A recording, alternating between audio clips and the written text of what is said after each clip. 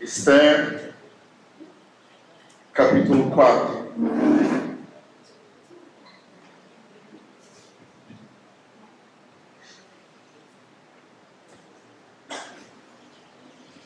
Esther, capítulo 4. Amém?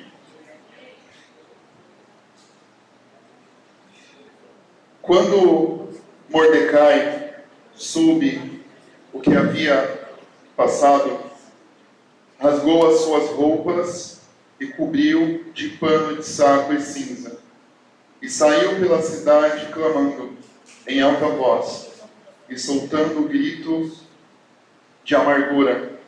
O que ele ficou sabendo? Que os judeus seriam exterminados. Versículo 2. Chegou até a porta do rei, porque ninguém vestido de pano de saco podia entrar pela porta do rei. Em todas as províncias onde chegava a palavra do rei e a sua lei,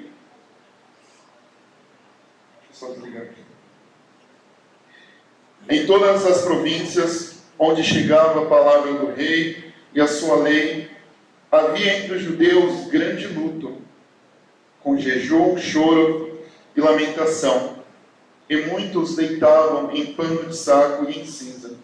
4. Então as servas de Esther e os eunucos vieram e contaram a ela o que se passava. A rainha ficou muito aflita, mandou roupas para Mordecai, para que Mordecai pudesse tirar a vestimenta de pano de saco e se vestisse. Mas ele não aceitou. 5. Então Esther chamou Ataque, um dos eunucos do rei, e que este tinha escolhido para servir. Ele ordenou que fosse a Mordecai para saber o que se passava e por que ele estava fazendo aquilo. Ataque foi até a praça da cidade para encontrar-se com Mordecai junto à porta do rei. Mordecai contou tudo o que havia acontecido com ele. Disse também a quantia certa de prata que Amã tinha prometido pagar aos tesouros do rei pelo aniquilamento dos judeus.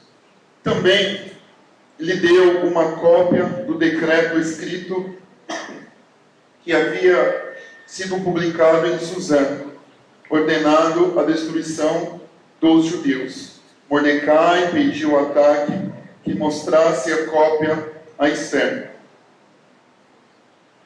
e a pusesse a par de tudo, a fim de que ela fosse falar com o rei e lhe pedisse misericórdia na sua presença, lhe suplicando pelo povo dela. Ataque voltou e transmitiu a Esther as palavras de Mordecai.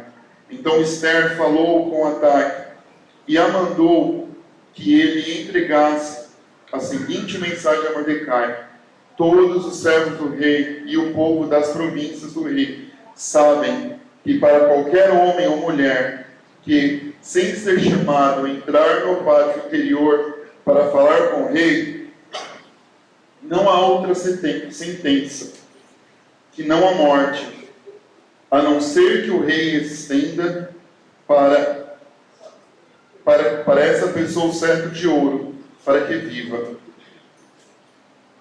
E eu, nesses 30 dias, não fui chamada para comparecer diante do rei. E essas palavras de Esther foram transmitidas a Mordecai.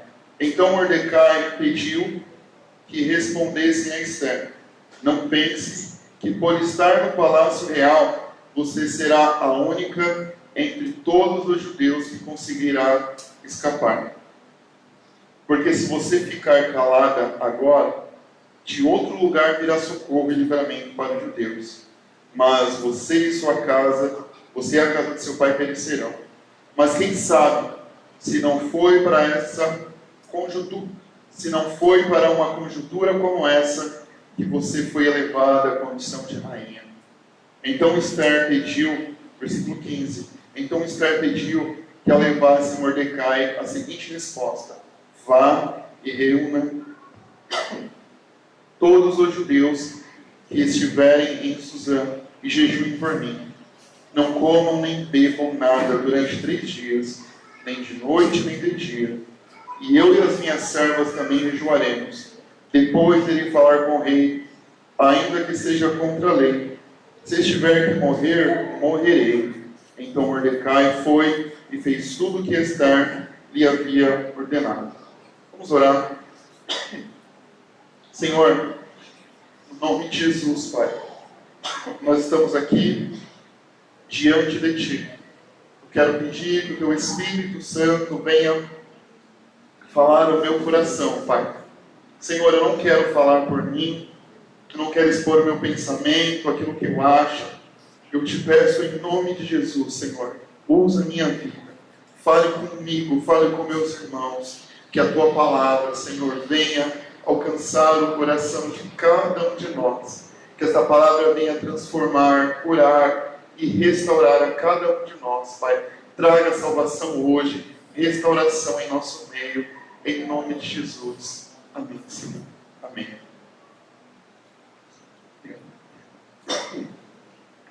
Nós estamos agora no capítulo 4 de Ester. Agora começa o início da virada. O início onde Deus ele vai agir através da vida de Ester. Nós estamos lendo esse texto, desse livro, e nós estamos vendo Deus ele se movendo em cada situação, em cada ação, em cada caminho, em cada fala, em cada atitude. E assim é em nossas vidas. Nós vemos agora um momento de atitude. Esther é confrontada para ter um momento de atitude. Os judeus estão sob ameaça. Foi decretado a morte de todos os judeus. Mordecai, ele se lamenta, ele vai atrás de Ester e ele diz para ela: quem sabe, não foi por isso que você está como rainha. Talvez você chegou até esse lugar para que você pudesse libertar o povo. Ela, a princípio, ela fica com medo. Por quê? Porque não poderia chegar diante do rei sem ser chamado. Poderia até ser morto. E ela disse assim: ainda mais faz 30 dias que eu não apareço, que o rei não me chama. Então, se já faz tanto tempo, vai ser muito difícil ele me chamar. Então, se eu for diante dele, talvez eu vou morrer, talvez eu vou perder a minha vida. Então, nesse momento, Ester é chamada para tomar uma atitude. Irmãos, como nós falamos, Deus sempre está se movendo. Deus sempre está agindo. Deus está agindo. Nós não vemos o nome de Deus nesse livro, mas nós vemos Deus agindo em todo momento, em toda história. E esse era o momento que Deus iria se revelar, iria livrar o povo através da vida de Ester. Só que Ester precisaria tomar uma atitude, precisaria se posicionar, ela precisaria alinhar o seu coração ao coração de Deus. E assim somos nós. Deus está agindo, Deus está movendo, e hoje nós estamos aqui e precisamos alinhar o nosso coração ao coração de Deus. Deus ele quer agir através da sua vida. Deus ele quer se revelar através de você. Ele tem uma missão para ser feita através de você. Só que para isso você precisa entregar o seu coração a Ele, para que Ele possa cumprir o propósito dele através de você. Na primeira parte, Mardoqueu, ele rasga suas vestes, ele chora. Esse rasgar as vestes, se cobrir com pano de saco cinza, era uma cultura, era um costume do povo judeu diante da dor, diante do sofrimento. E houve um grande sofrimento diante de todo o povo. Essa primeira lição, irmão, é que todos nós passamos por crises, todos nós passamos por angústias, todos nós passamos por dificuldade. A primeira resposta dele diante da crise foi de choro. Quantos de nós falamos assim: eu não posso chorar, eu preciso aguentar firme sem chorar, eu preciso engolir o choro. O crente não chora, o crente não fraqueja, o crente não entra em desespero. Somos seres humanos, irmãos, somos seres humanos. Deus te fez homem, Deus te fez mulher, com emoção, com sentimento. E nós, às vezes, não queremos sentir o que Deus colocou em nós. Falamos que não podemos chorar. Falamos que não podemos entrar em angústia, em dor, em desespero. Isso está em nós. É da nossa natureza. Só que a gente não sei onde que nós aprendemos que temos que esconder a dor. Eu não sei onde que aprendemos que temos que fingir que está tudo bem. Eu não sei onde que nós aprendemos que temos que vestir máscaras e sair por aí, enganando todo mundo. E, na verdade, o que vale você enganar todo mundo? Você precisa ser verdadeiro com você. Você precisa ser verdadeiro com você. Então não fuja das crises que você passa. Não fuja das crises que você passa. A angústia, ela pode te levar para um caminho de solução. A angústia, ela pode levar você para um caminho de solução. A tristeza, ela pode te levar à reflexão. Não adianta a gente querer viver só momentos felizes. Os momentos de tristeza nos levam a momentos de reflexão, de entendimento, de valorização. É muitas vezes que na tristeza nós encontramos revelação de Deus, resposta de Deus. Muitas vezes na dor do nosso coração, na angústia da nossa alma, nós encontramos o consolo de Deus. Como Jesus falou: felizes são vocês que choram. Felizes são vocês que choram, porque serão consolados. A cada lágrima, a cada choro, é uma oportunidade para ter o consolo de Deus. E foi o que ele fez, Mardoqueu. Ele jejuou ali. Sabe, aqui não fala que ele jejuou para Deus, mas fica muito claro para nós, em todo o contexto do livro, que ele sim jejuou para o Senhor. Então não deixe de sentir a sua dor. Não deixe de sentir a sua dor. Muitas vezes a dor, ela precisa ser manifesta para você procurar a cura.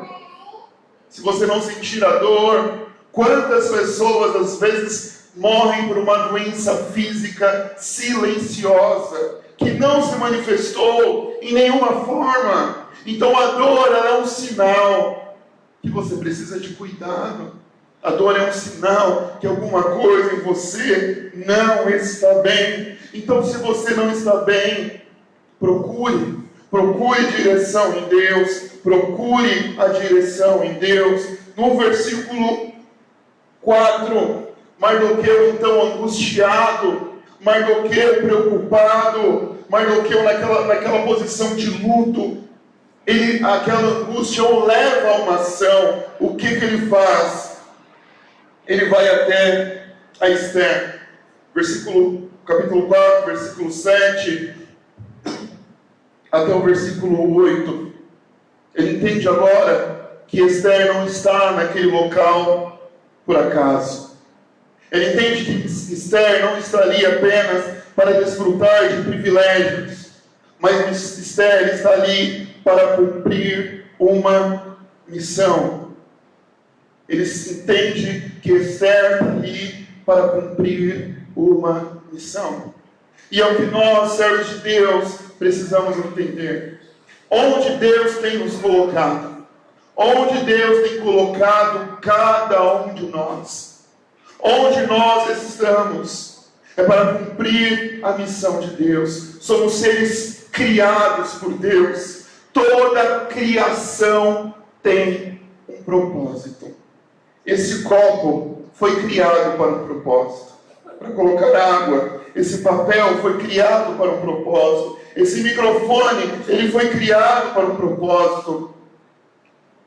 Tudo tem um propósito. A sua vida foi criada para um propósito. Você não foi jogado aqui nessa vida e pronto, irmão. Que sentido teria a nossa vida ser simplesmente jogada aqui e acabou?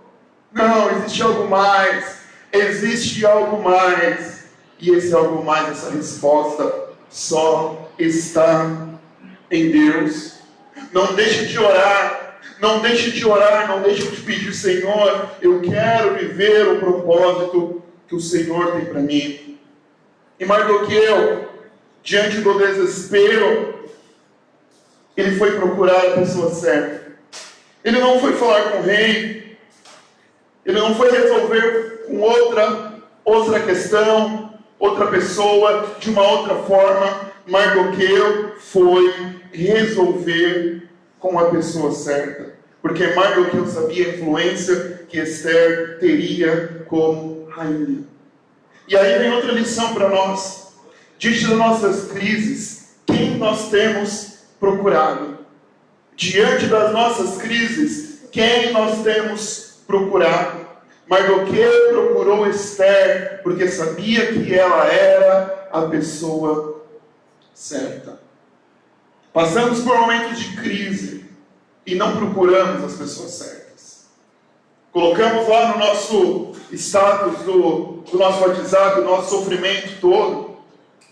Colocamos uma foto derramando lágrima, gravamos vídeo chorando, queremos a atenção de todo mundo, mas nós não procuramos realmente quem pode nos ajudar, quem pode nos orientar. Você precisa procurar a pessoa certa para ajudar você na sua crise. Você precisa procurar a pessoa que realmente pode ajudar. Para cada situação existe alguém para ajudar você. Não é assim na medicina, não tem os médicos especialistas. Se você tem um problema ortopédico, não adianta você procurar um cardiologista.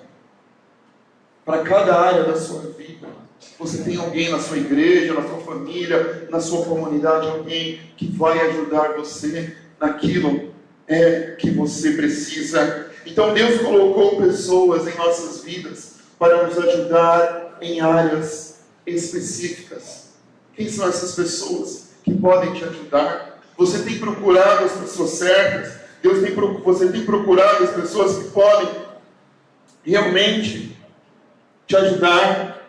E Esther estava lá, porque Deus iria usá-la para libertar o povo. Deus, Ele nos coloca em posições estratégicas. Deus nos coloca em posições estratégicas para alcançar pessoas. O seu lugar de trabalho é um lugar estratégico. A sua família, o seu relacionamento. Comece a olhar, irmão. Olhe na dimensão espiritual. Não olhe a sua vida como algo comum. A sua vida não é uma vida comum. Existe algo para ser feito através de você. Quem são as pessoas que Deus tem colocado ao seu lado? Quais caminhos você tem caminhado? Quais lugares você tem frequentado? Deus tem mostrado para você. Deus tem falado para você. O que falta para nós muitas vezes é posicionamento. O nosso problema como crente é o tempo todo: Senhor, qual é o meu ministério? Senhor, o Senhor quer de mim? Está na nossa frente, está no nosso dia a dia, está do nosso lado as necessidades. E a gente está procurando não sei onde. Eu quero ir lá para a África, para a China, para Angola. Tudo bem, pode ir. Mas a missão sempre começa onde você está. A missão sempre começa onde você está. Então Esther é chamada para cumprir a missão. Esther é chamada por Mardoqueu. Você está aí para livrar o povo. Você está nesse lugar para livrar o povo. Só que ela diz assim, olha, então o negócio é o seguinte, quem se aproxima do rei, sem ser chamado, pode ser morto. Nesse momento, ela entende a realidade do perigo. Nós, como os cristãos, com a nossa mente espiritual, nós temos sim ter fé, nós temos sim que acreditar, só que nós não podemos espiritualizar as situações. Existem situações que não devem ser espiritualizadas, elas devem ser vistas da forma que é. Imagina só, você diz assim, o meu carro está sem freio, e eu preciso cumprir uma missão, então eu vou com o meu carro sem freio, pela fé, e vou levar um monte de gente comigo, porque Deus vai colocar freio no meu carro. Muitas pessoas espiritualizam o perigo, muitas pessoas espiritualizam a vida, e não agem de forma prudente. Nós, servos de Deus, precisamos ser prudentes. Ser prudente não é ser uma pessoa sem fé.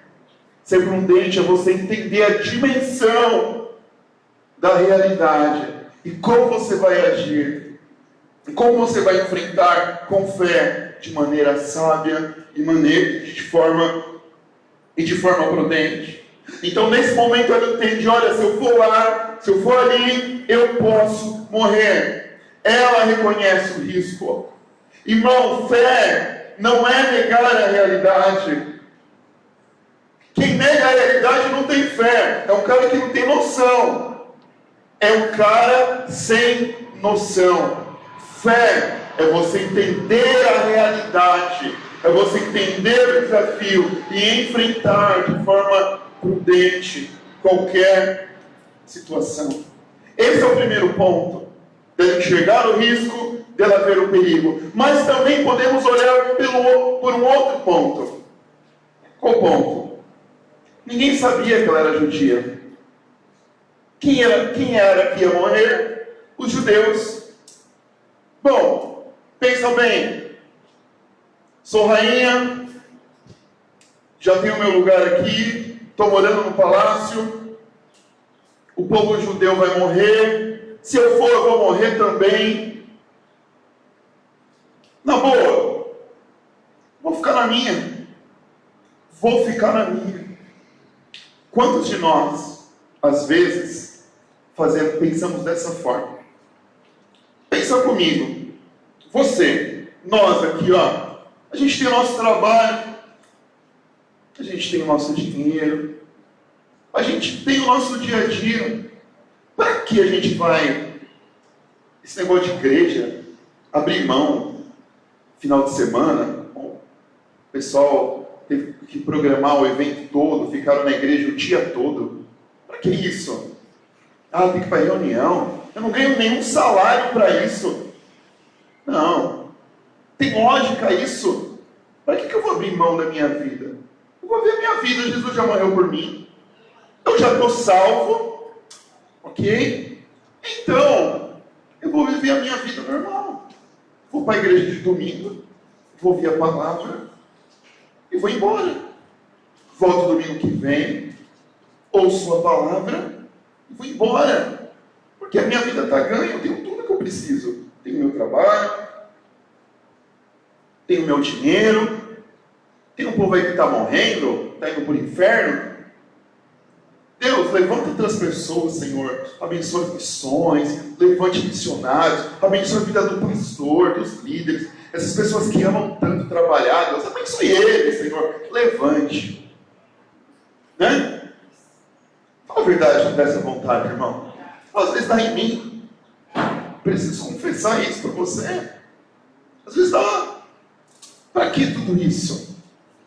Então, será que vale a pena me meter em encrenca, em problema?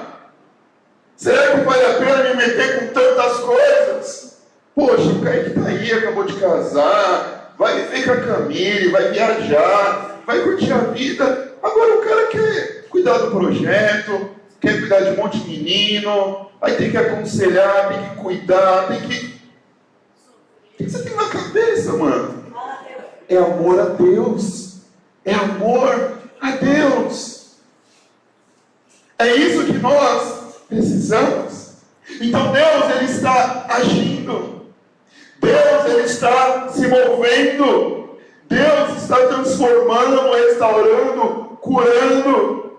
Ele está chamando cada um de nós para participar daquilo que Ele está fazendo.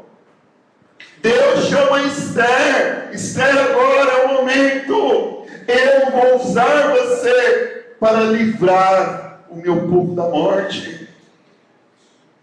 É hora de arriscar a sua vida por amor a mim. Então obedecer a Deus, irmão, nem sempre é seguro aos nossos olhos. Obedecer ao Senhor nem sempre é seguro aos nossos olhos. Obedecer a Deus muitas vezes é colocar a nossa vida em risco. Obedecer a Deus muitas vezes é sair do lugar seguro, tranquilo, e ir para um lugar inseguro, desafiador. Isso é obedecer a Deus. Seguir o propósito de Deus, ele pode custar o seu conforto, ele pode custar até a sua própria vida. Será que você quer isso? Será que você está disposto a seguir o propósito de Deus? O Hudson Taylor, um dos maiores missionários aí que já se passaram, ele falou três pontos sobre as etapas da obra de Deus. A primeira etapa da obra de Deus, ela é impossível. É a fase inicial, onde o desafio parece insuperável, além das nossas capacidades humanas. Você fala assim, eu não vou dar conta. Eu não vou conseguir. Como eu vou dar conta de tudo isso? Essa é a primeira fase. Segunda fase é difícil. Você começa a executar. Isso desgasta. Isso cansa. Isso desanima. É um momento de perseverança, de fé, de esforço, de luta, desgaste emocional, espiritual. É a fase difícil. Primeira fase, possível, difícil. E a terceira e última fase é a fase do feito, do realizado. É a fase final, onde pela graça você vê a providência de Deus e a obra concluída com sucesso. Começa a parecer impossível, mas depois você vê a grandiosa mão de Deus. Então nós precisamos ser pessoas de fé para viver o propósito de Deus. E ele tem uma fala assim: eu nunca me preocupei com onde ou como eu viveria, ou que dificuldades eu passaria. Eu me preocupei apenas em fazer a vontade de Deus. Eu nunca me preocupei com onde e como eu viveria, ou que dificuldades eu passaria. Eu me preocupei apenas em fazer a vontade de Deus. Quando você entende isso, quando você quer viver somente a vontade de Deus, você vive a provisão dele. Aquele que faz a vontade de Deus tem todos os recursos divinos para você viver para a glória dele. Será que não vale a pena? Será que não vale a pena? Então Esther está nesse momento, nesse conflito. E agora? Se eu for lá, eu vou morrer. É difícil, parece impossível. Eu acho que não vai dar certo. Aí, Mardoqueu fala assim: olha, se você não for lá, não pense que você vai escapar não, hein? Pode morrer você e toda a sua parentela. Ele traz uma dura realidade. E ao mesmo tempo ele fala: olha, se você não fizer, no versículo 14, se você ficar calada nesta hora, o socorro e o livramento surgirão de outra parte para os judeus, mas você e a família do seu pai serão mortos. É o seguinte, Esther, é Deus que faz. É Deus que faz, Esther. Eu sei que Deus quer fazer através de você. Se você não quiser se colocar à disposição, Deus vai fazer de qualquer forma. Porque sempre foi assim. Deus sempre agiu. Ele conta com nós, mas Ele não depende de nós. Ele age através de nós, mas Ele não depende de nós. Para nós é uma honra, é um privilégio ser um instrumento nas mãos de Deus. Porque Ele nos preparou, Ele nos chamou, Ele nos convocou. Mas Ele faz. Só que ao mesmo tempo que eu entendo que Deus Ele faz, eu sei que eu preciso estar diante dEle, para que aquilo que Ele quer fazer através de mim seja feito. Aquilo que Ele quer fazer através de mim seja feito. E essa precisa ser a nossa oração. Não adianta me omitir, irmão. Não se omita. Não seja um omisso. Não seja um omisso. O que Deus te chamou para fazer. Por favor, não olhe só nesse ambiente eclesiástico. Servir a Deus está muito mais além do que essas 4 paredes. Servir a Deus lá na sua família, no seu trabalho, na sua casa, onde Deus Ele quiser usar você. Deus Ele quer usar a sua vida. Deus quer se revelar através de você. O lugar que Deus te colocou exige um posicionamento. O lugar que Deus colocou você exige de você um posicionamento. Esther precisava se posicionar. Você está aqui para ser um instrumento de livramento. O lugar onde Deus colocou você, lá você precisa se posicionar. É necessário sair do medo. É necessário sair do seu conforto. Versículo 14, parte B, ele diz assim: quem sabe se não foi para um tempo como esse que Deus te chamou para ser rainha. Você está aqui talvez por propósito de Deus. E a história de Esther não é fácil. O povo de Esther exilado, Esther órfã, viveu no palácio, irmão. Ela sofreu violência sexual. Ela não se deitou com o rei querendo. Ela foi forçada. Ela foi abusada. Ela foi violentada. Ela sofreu. Ela teve dores. Ela não foi criada ao lado do pai, da mãe. Ela não sofreu, ela não viveu da forma que ela queria. E às vezes nós olhamos para a nossa história e falamos: sou um fracasso. Eu sou um fracasso. Talvez você fale para você, talvez você olhe no espelho e fale: você não vale nada.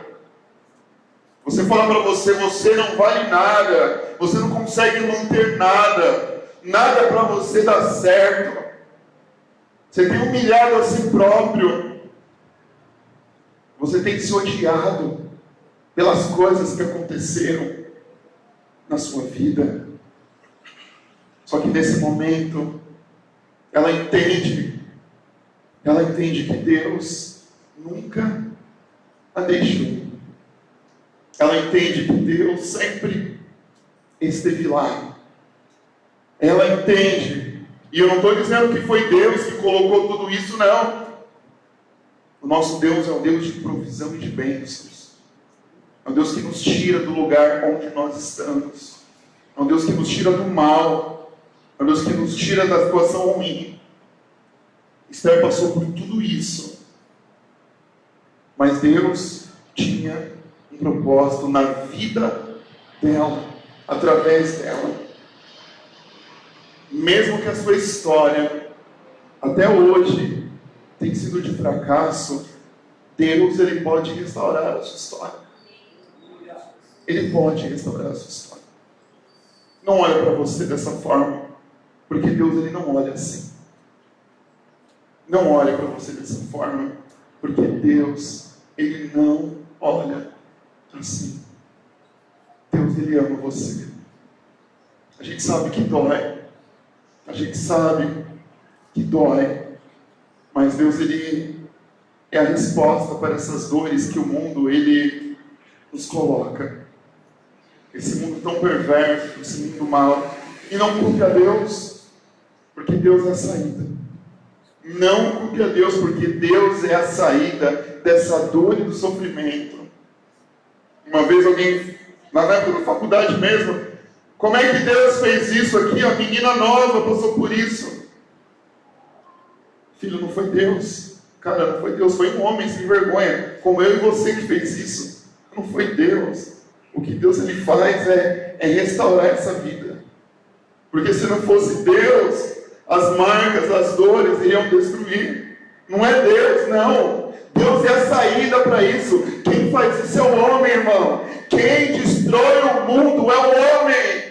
Não é Deus. Ou aí as pessoas falam, onde está Deus? Pela Bíblia. Deus restaurando a humanidade em toda a época. Deus livrando o povo. Deus libertando o povo. Deus levantando pessoas para restaurar o povo. Nós somos o instrumento de Deus para essa época. Para o Deus de graça, misericórdia e justiça agir diante desse mundo imprestável, miserável. Esse mundo que tem se autodestruído. Nós somos o sinal de Deus para este mundo.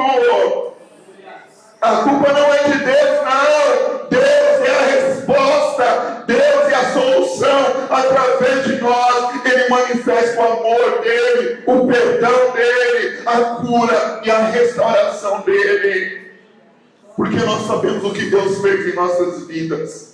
Nós sabemos a nossa história. Nós sabemos as nossas dores. Mas nós sabemos o que Jesus Cristo Ele fez por cada um de nós. Cada um de nós aqui tem uma história para contar sobre a redenção de Deus, sobre o amor de Deus, sobre a graça de Deus.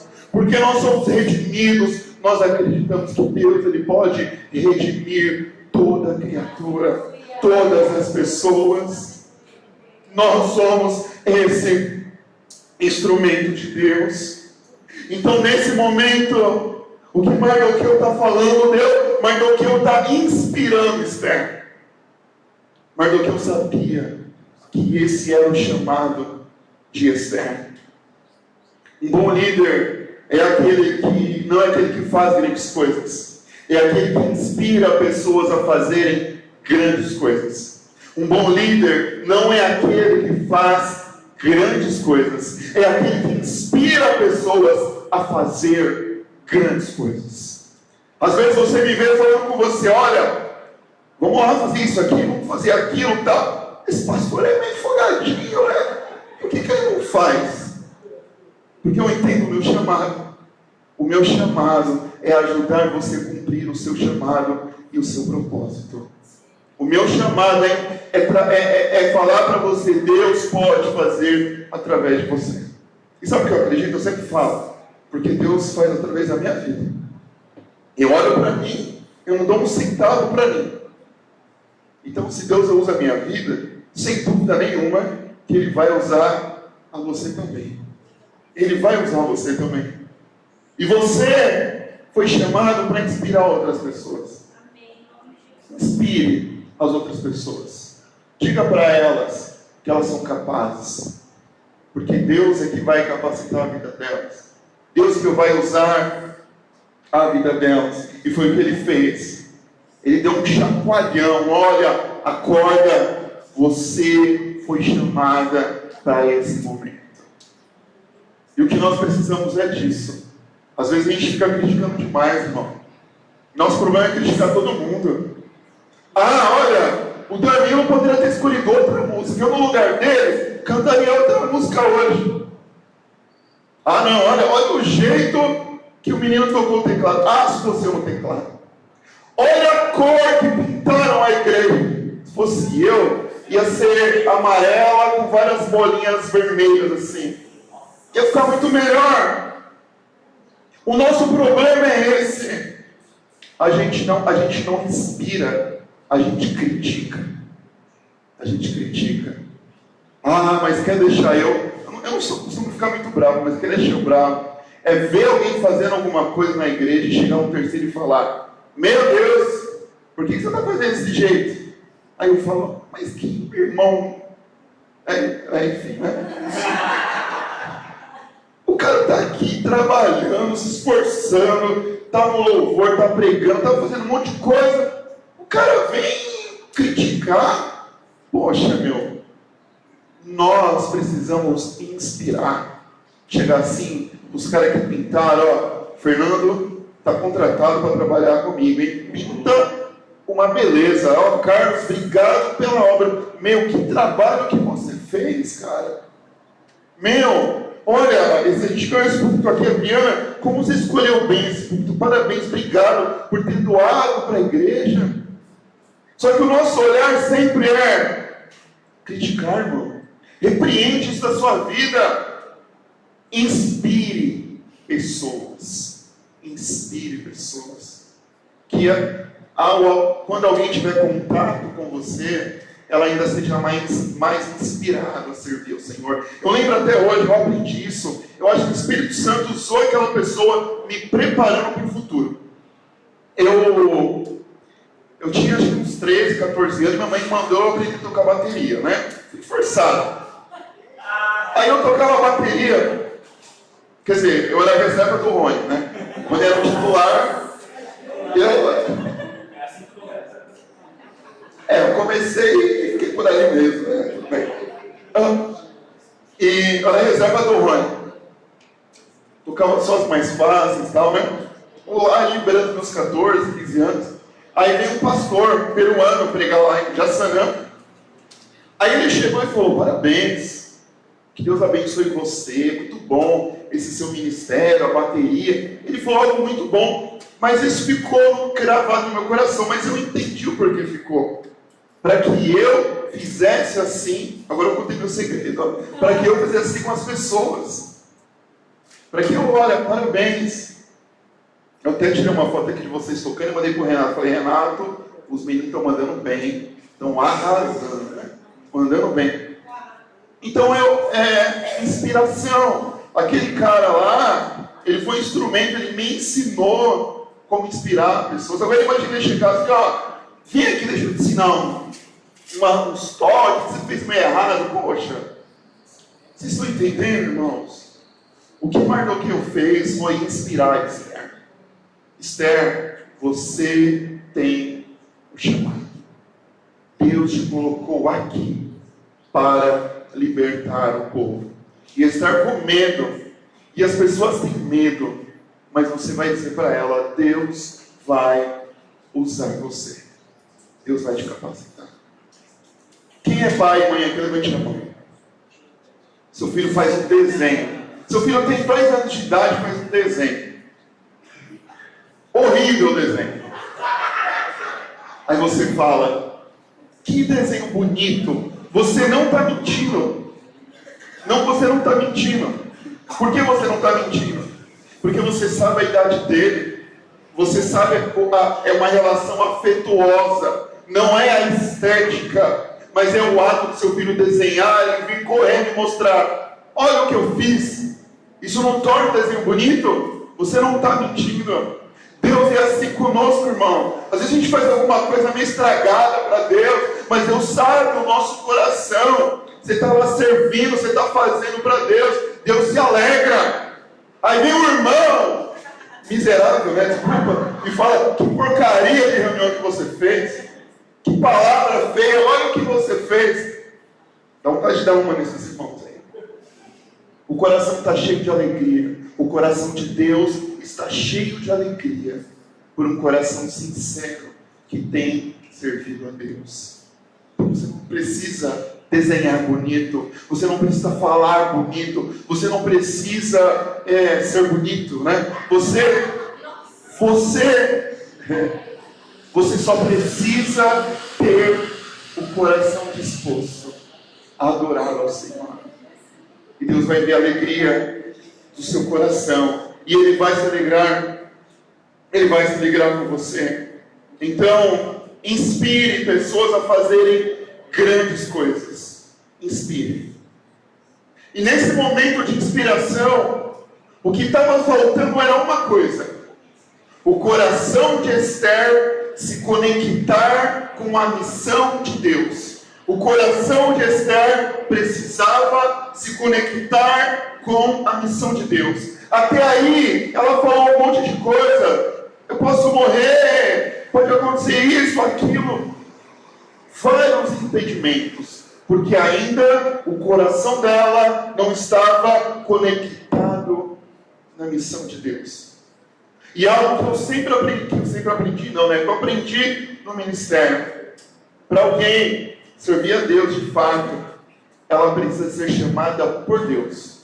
O coração dela precisa queimar por isso. Ela precisa queimar. Se ela estiver fazendo só porque alguém pediu, por alguém falou, ela não vai fazer da forma que Deus lhe quer. Vai fazer como obrigação. Esther só tomou atitude quando o coração dela entendeu o propósito de Deus. E aí, o seu coração precisa estar na missão de Deus. Se o seu coração não estiver na mão de Deus, se o seu coração não estiver na missão de Deus, tudo para você vai ser impossível. Tudo vai ser difícil. Tudo. Ah, mas vai ser complicado. Ah, eu tenho que visitar o irmão lá. Ah, mas não vai dar porque eu tenho que fazer aquilo. Ah, eu tenho que ensaiar aquele dia. Ah, mas não vai dar porque... tudo é um peso. Quando tudo estiver um peso, é porque o seu coração não está conectado com a missão de Deus. E aí? Como é que está o seu coração? Se está tudo pesado, cansativo, sem graça, sem sabor, eu acho que está faltando coração. Está faltando coração. Não perca o seu coração. Como você sabe que está perdendo o coração? Quando você começa só a ver empecilho e dificuldade. Quando você começa a perder o sabor. Tudo é um peso. Você vai empurrado. Você vai sem gosto, sem sabor. Os liderados olham para você e falam: meu Deus, tem misericórdia do meu líder. Tem misericórdia da minha vida. O nosso coração, ele precisa ser tomado pela missão de Deus, irmão. O seu coração, ele precisa ser tomado. E aí, quando o coração dela é tomado pela missão, ela muda. No versículo 16, parte A, ela fala assim: bom, ok, eu vou resolver um negócio. Só que a primeira coisa que ela faz não é ir lá já diante do rei. O que ela faz em primeiro lugar? Ela jejua e ora. Esse é o primeiro ponto. Ela não vai querer resolver o negócio. Eu vejo também muitos de nós se reunindo, planejando, conversando, fazendo planos, mas não orando. Você não pode começar nada sem oração. Por quê? Porque a missão não é sua. Não adianta eu querer fazer os planos. Não é meu. A missão não é minha. A missão não é sua. Os planos não são seus. É Deus que precisa revelar a você aquilo que Ele quer fazer. Então você precisa orar. Você precisa orar. Você precisa jejuar, irmão. Jejue, irmão. Jejue. Jejue pela sua vida, pelo ministério. Jejue. Jejue. Não deixe de jejuar. Além de Jejuar, ela diz assim, olha, convoca todo mundo para orar. Todo mundo jejua em meu favor. Esther fala, eu preciso do povo. E assim, você precisa estar junto com o seu líder. O seu líder não pode andar sozinho. Ah, mas ele é líder, ele tem que aguentar. Não. Você precisa estar com o seu líder. Nós, igreja, precisamos aprender a honrar os nossos líderes. Muitos líderes sobrecarregados, cansados, porque o povo não tem andado com ele. A responsabilidade não é só do líder, é do povo, é da igreja. O povo todo foi e jejuou. O povo todo foi e se uniu ao coração de Esther. A igreja precisa estar alinhada ao coração do líder. Cada um.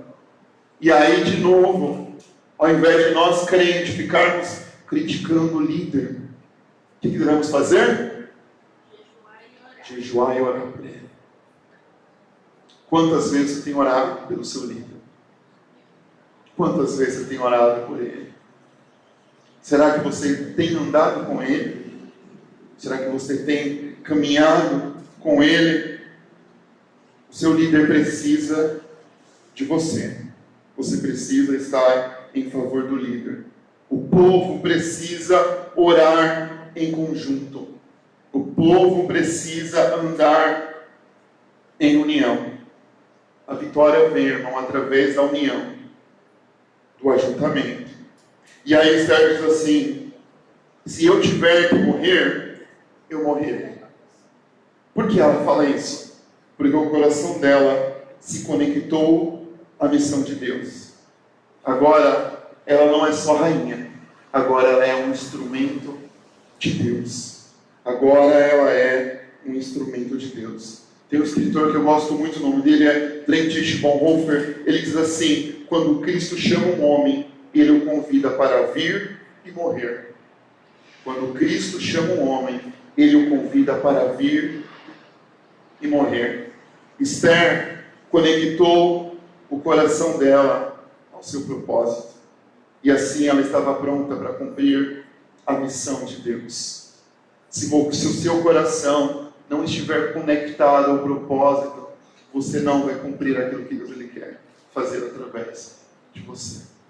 Hoje, o que Deus ele quer é que você retome o seu coração ao propósito que Deus colocou em você. E que você volte a falar assim, se tiver que morrer, eu morrerei. Se eu tiver que morrer, eu morrerei. A igreja precisa dessas pessoas. O propósito verdadeiro, ele exige entrega. Ele exige entrega de coração. Alinhamento ao chamado de Deus. Quando o seu coração estiver conectado ao propósito de Deus, você vai servir. Você não vai se importar com a dor, com o sofrimento, mas você vai estar disposto a servir ao Senhor.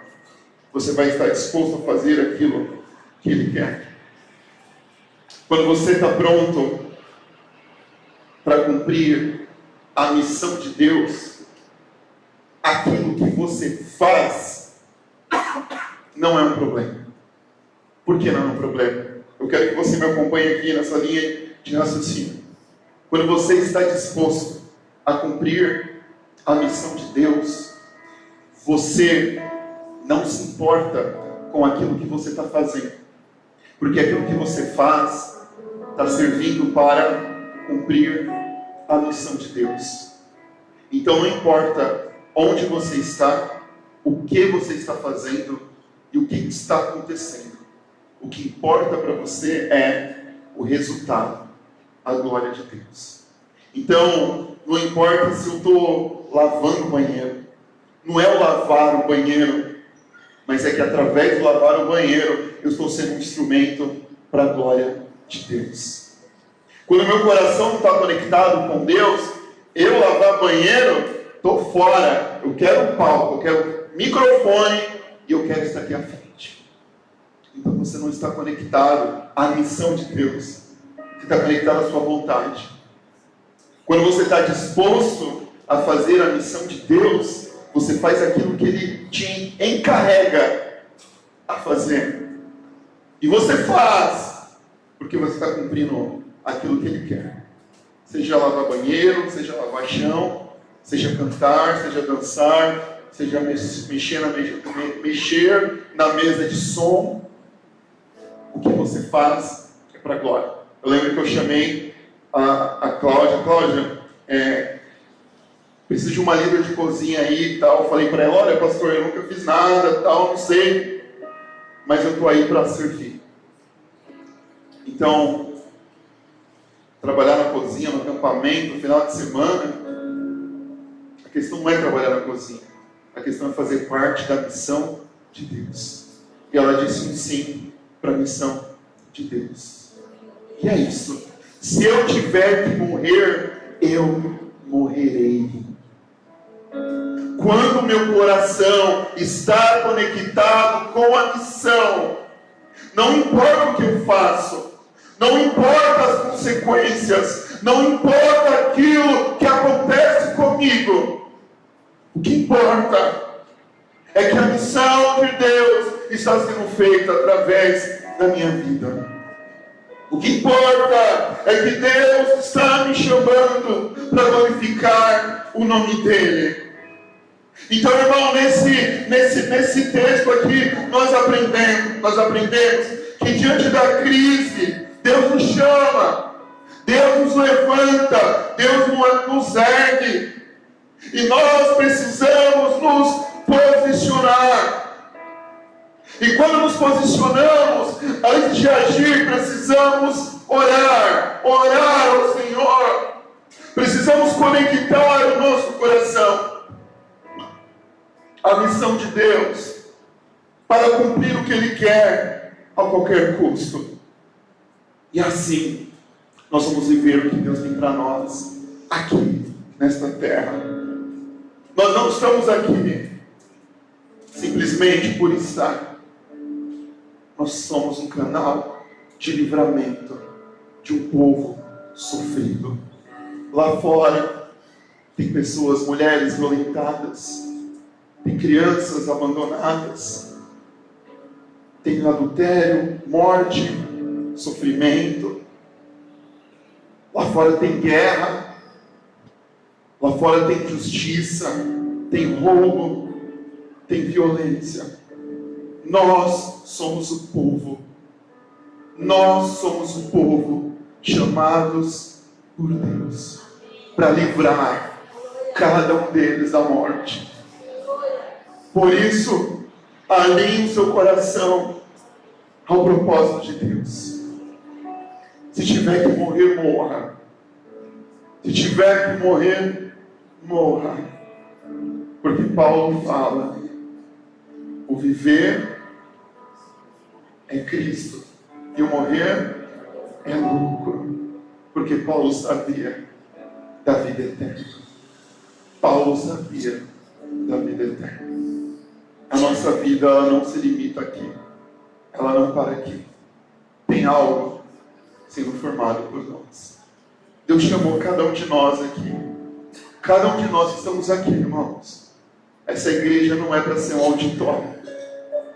Essa igreja não é para ser um auditório. Essa igreja não é um lugar para a gente ficar aqui só aos domingos. Essa igreja é um chamado para vivermos o reino de Deus e anunciarmos o reino dele. Cada um de nós, cada um de você, cada um de nós, cada um de vocês, cada um é chamado para cumprir aquilo que Deus lhe quer.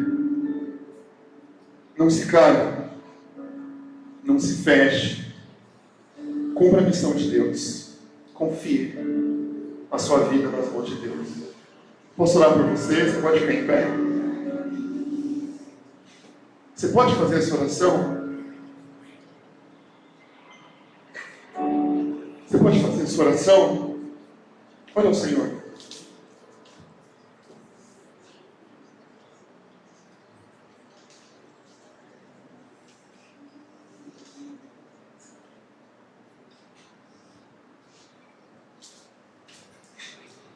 Você pode orar ao Senhor. Eu queria que, em primeiro lugar, você orasse pela sua história. Talvez você está ferido. Talvez você está ferido. Eu queria que você orasse a respeito dessa dor. Eu queria que você entregasse para Deus essa dor. Tantas dores, tanto sofrimento. Eu queria que você falasse com Deus. Para você que talvez tem medo de se entregar, tem medo de exercer o chamado de Deus, eu gostaria que você orasse também, confiasse nele,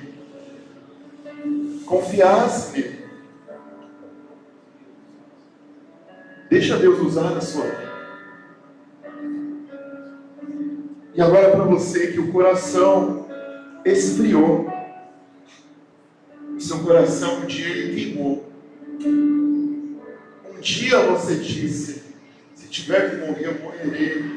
Mas hoje só tem empecilho na frente.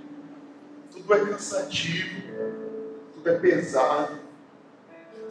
Eu gostaria que você conectasse agora o seu coração ao propósito de Deus. Deus chamou você. Você é chamado. Você é chamada por Deus. Eu falo para você, viva por Ele. Viva por Ele. Viva por Ele. Ame a Ele ao ponto de amar aqueles que Ele criou. Ame a Ele ao ponto de amar aqueles que Ele amou lá na cruz. Ame a Ele ao ponto de amar cada pecador, cada pessoa que precisa de amor, de acolhimento. Ame a Deus a esse ponto de entregar a sua vida para outras pessoas. Ame a Ele ao ponto de renunciar tudo por amor a Jesus. Ame a Ele. Ame a Ele.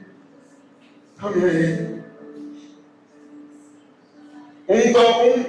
Um dos chamados que Deus Ele me deu foi uma oração de um coração ali naquele dia, o meu coração cheio de amor por Deus,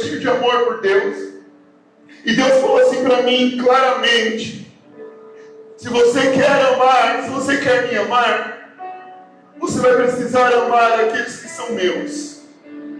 Se você quer me amar, você vai precisar amar aqueles que são meus.